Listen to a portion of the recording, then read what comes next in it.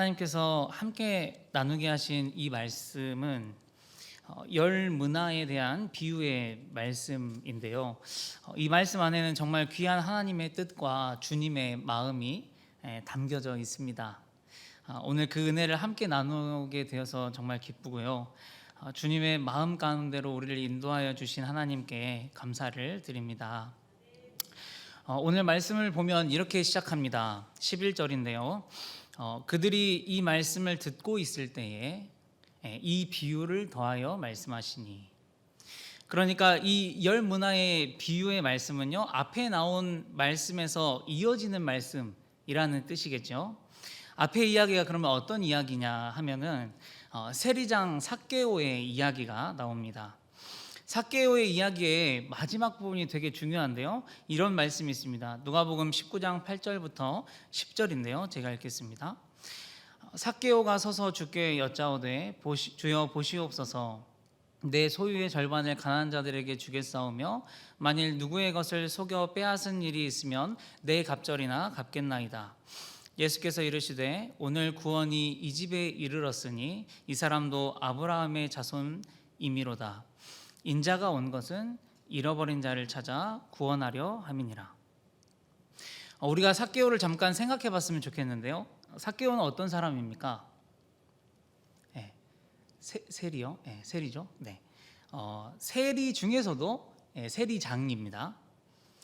이 세리들이 하는 일이 무엇이었냐면 자기 동족들에게 세금을 걷어다가 로마에 바치는 일이었습니다. 그러면 세리들은 무엇을 어떻게 벌어먹고 살았냐면 로마에 바치고 남은 세금을 가지고 먹고 살았습니다. 그런데 누가복음 19장 2절에 삭개오를 이렇게 소개하고 있습니다. 삭개오라 이름하는 자가 있으니 세리장이요 또한 부자라 라고 이야기를 합니다. 부자였다는 것이죠. 그럼 우리가 무엇을 추측해 볼 수 있습니까? 바쳐야 하는 세금을 다 내고도 부자가 되려면 그보다 훨씬 많은 양의 세금을 걷었을 것이라고 우리가 추측해 볼 수 있습니다. 당시에 거의 대부분의 사람들이 최저 생계를 유지하기도 어려운 사람들이었는데요. 그런 자기의 동족의 고열을 부당하게 과하게 착취하였던 사람들이 바로 세리였고, 삭개오는 그런 세리들의 장이었다라는 것이죠. 우리나라 말로 말하면 매국노 중에 매국노라고 이야기할 수 있을 것 같습니다. 우리가 지금까지도 매국노를 보면서 혐오하듯이 유대 민중들은 삭개오를 그런 눈으로 봤던 것이죠. 그런데요, 예수님께서는 그런 삭개오에게 말을 거시고 그의 집에 유하로 들어가시고 그의 집에 구원을 선포하시고 이 사람도 아브라함의 자손이라고 말씀하신다는 것입니다. 그러면서 마지막에 정말 중요한 이런 이야기를 하세요. 인자가 온 것은 잃어버린 자를 찾아 구원하려 함이니라. 이것은 여러분 주님께서 이런 뉘앙스로 말씀하시는 것입니다. 주변에 있는 예수님 주변에 있는 많은 이들에게 여러분들 잘 들으십시오. 정말 잘 들으십시오. 제 관심은 온통 잃어버린 영혼을 찾아 구원하는 것에 있습니다 라고 말씀하시는 것입니다. 요한복음 6장 39절에서도 분명하게 이렇게 이야기합니다. 나를 보내신 이의 뜻은 내게 주신 자 중에 내가 하나도 잃어버리지 아니하고 마지막 날에 다시 살리는 이것이니라. 사랑하는 성도 여러분, 오늘 주님께서 우리에게 말씀하시는 게 무엇입니까? 자기 자신, 예수님의 관심은 잃어버린 영혼들을 향해 있는데 너희는 어디를 보고 있느냐 하는 것입니다. 너희는 무엇을 보고 있느냐? 왜 엉뚱한 데를 보고 있느냐 하는 것입니다. 예수님 때도 그랬고 지금도 그런 것 같습니다. 수많은 교회들이 엉뚱한 데를 쳐다보고 수많은 목사님들이 엉뚱한 짓을 합니다. 수많은 교회들이 엉뚱한 데에 총력을 다하고 있습니다. 그래서 예수님이 답답해서 계속 우리에게 이렇게 말씀을 하시는 것입니다. 내 관심은 잃어버린 영혼들에게 있다. 그 잃어버린 한 영혼에 내 모든 마음이 담겨져 있다. 너희들도 그랬으면 좋겠다. 너희들도 이런 마음이 회복되었으면 좋겠다라고 하는 것이죠.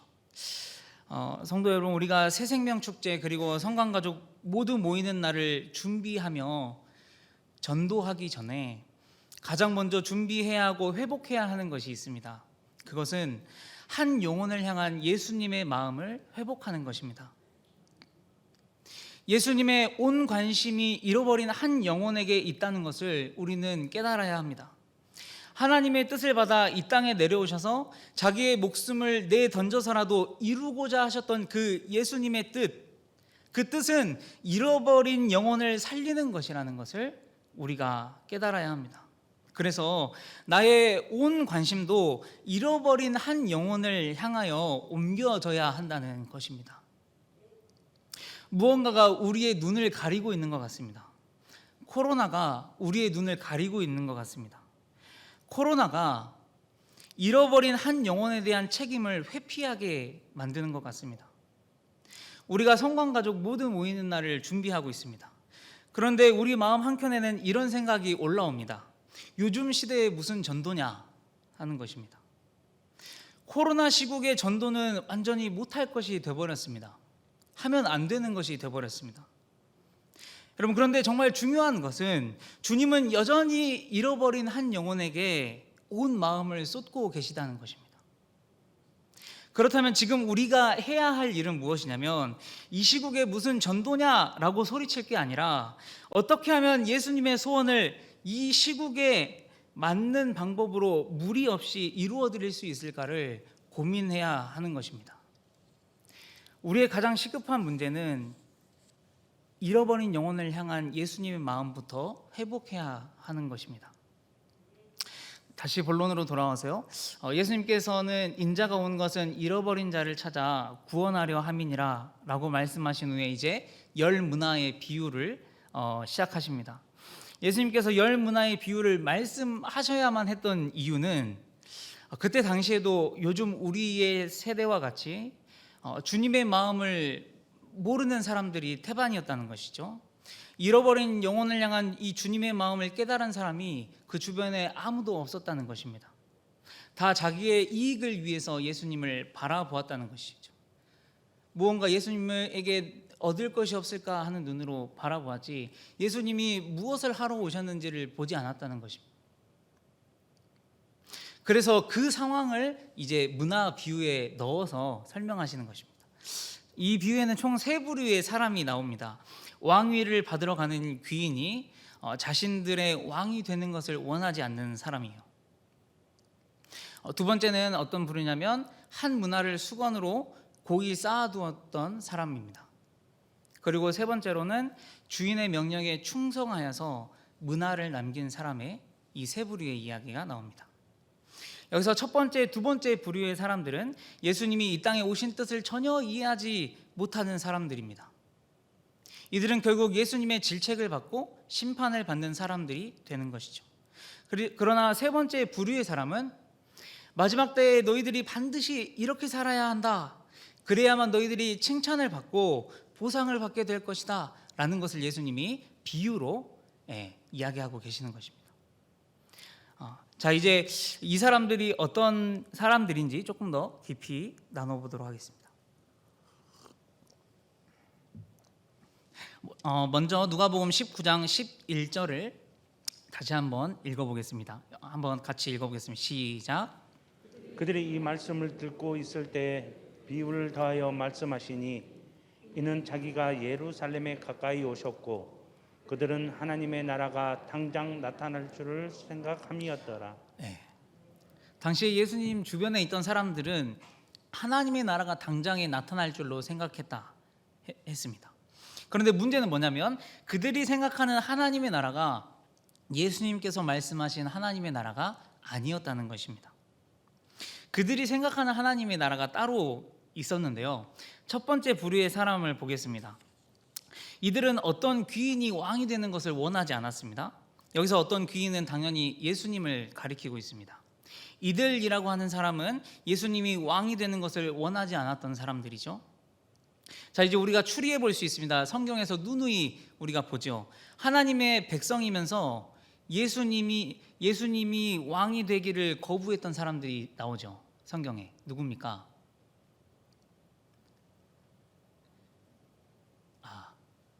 모르시는구나. 네, 다시 한번 잘 생각해 보겠습니다.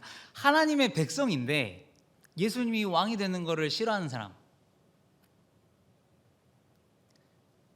네, 바리새인들이잖아요. 바리새인들, 율법학자들, 서기관들, 즉 종교 지도자들을 의미합니다. 이들은 하나님의 나라가 곧 나타날 줄을 믿었지만 예수님은 이 왕이 되는 것은 원치 않았던 것입니다. 그러면 당시에 이들이 원했던 왕, 이들이 원했던 하나님의 나라가 있었을 것인데 그것은 무엇이냐면 바로 자신들을 칭찬해 줄 왕이었습니다.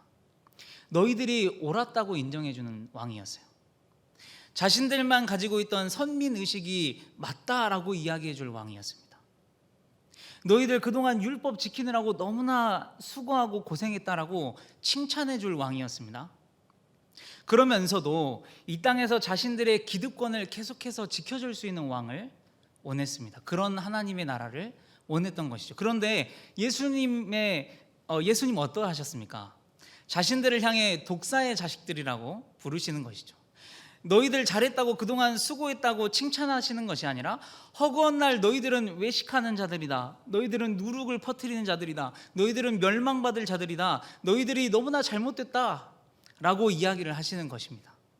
이러니 당연히 예수님이 왕이 되는 것을 반대했겠죠. 더 나아가서 바리새인들이 이런 말을 하지 않습니까?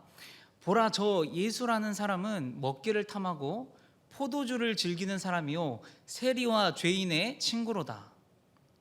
자신들이 생각하는 왕이라면 그러면 안 되는 것이죠. 세리와 죄인들의 친구이면 안 되는 것입니다.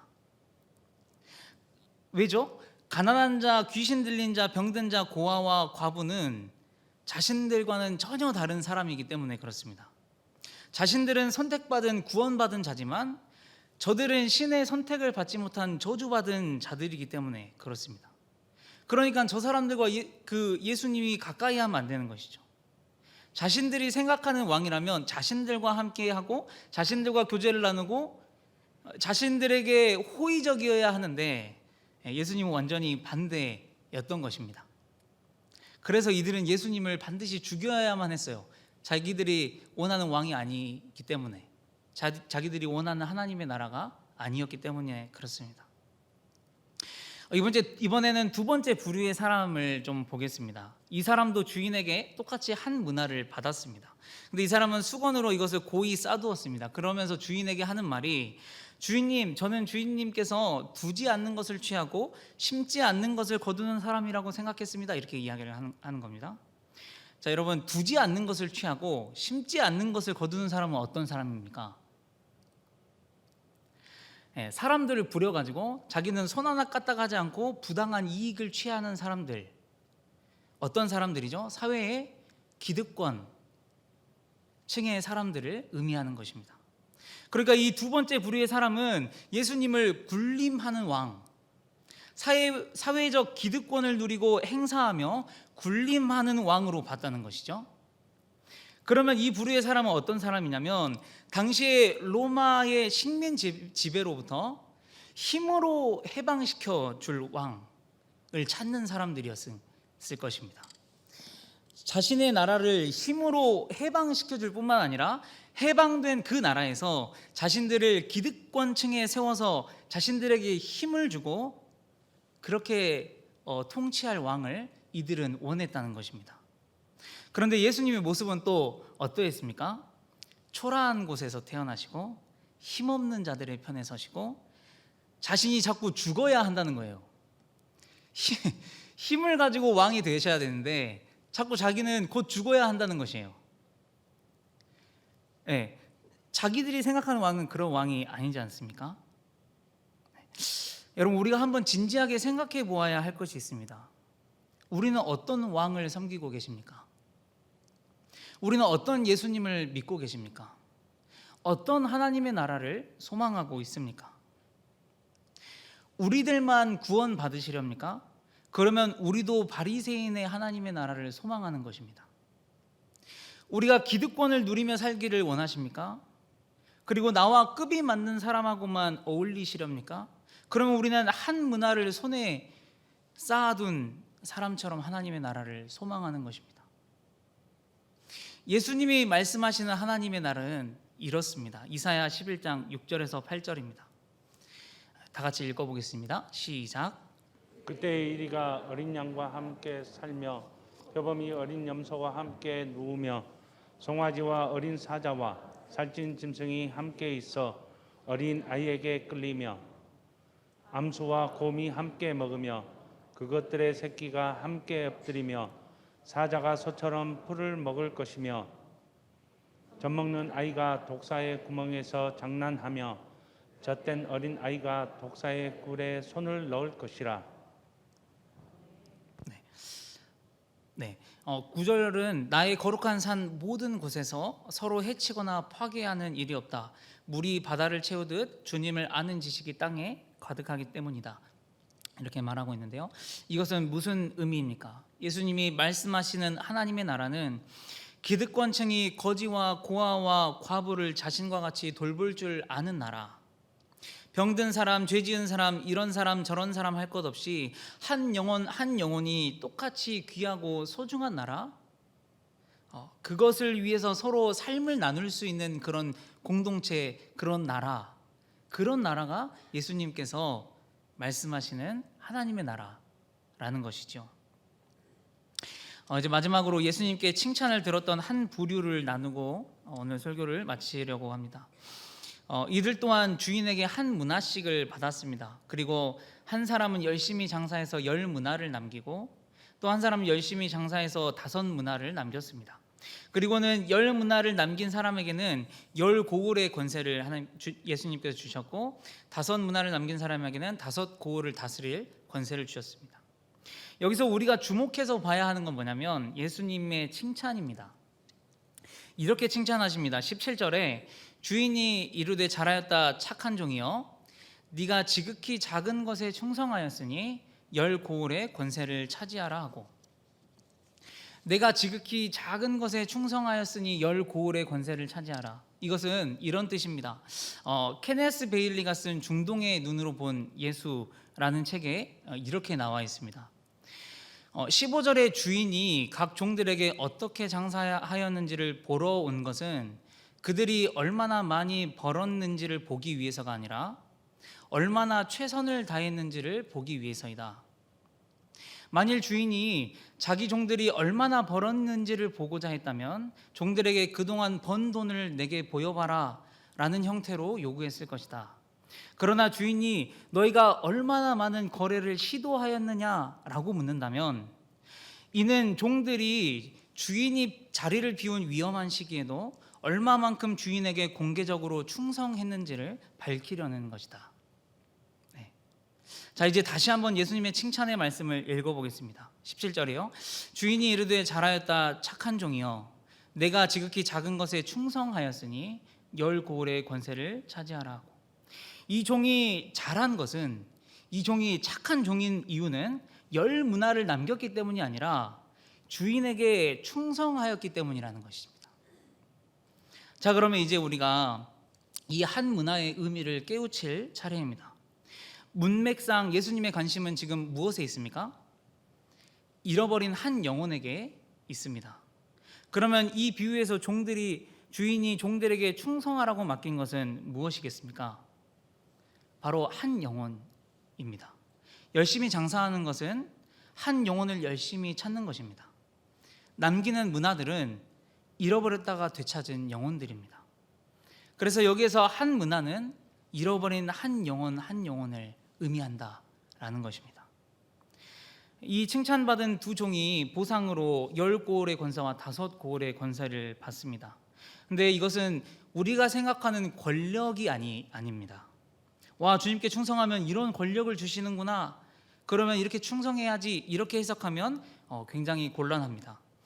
방금 소개해드린 케네스 베일리의 중동의 눈으로 본 예수라는 책에는 이것을 이렇게 말하고 있습니다.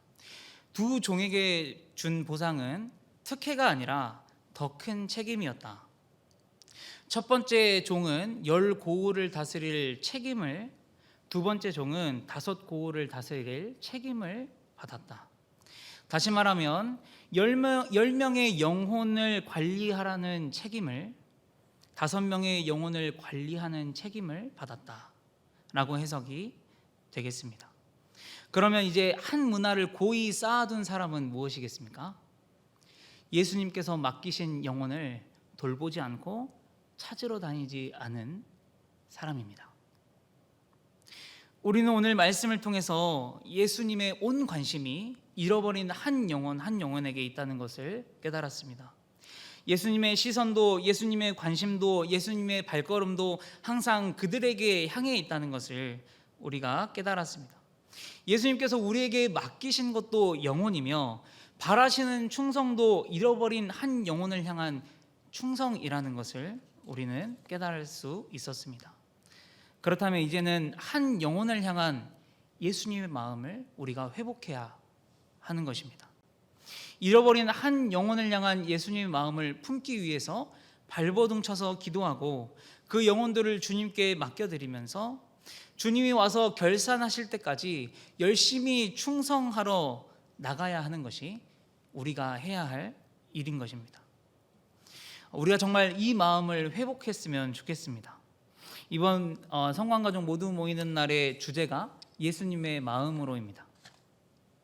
우리 사순절 기간 그리고 성문화를 준비하면서 그리고 오늘 예배사역 분야 헌신 예배를 드리면서 정말 예수님이 기뻐하실 예배는 무엇일까? 그것은 우리가 예수님의 마음을 회복하는 예배인 줄을 믿습니다. 그래서 이제는 이 시국에 무슨 전도냐라는 말을 해서는 안 되겠죠.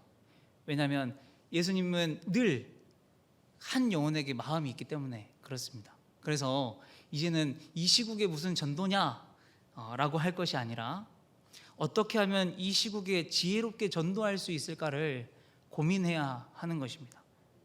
이 시국에 어떻게 예수 그리스도를 효과적으로 전할 수 있을지를 우리가 고민하고 기도하는 성광교회가 됐으면 좋겠습니다. 기도하겠습니다.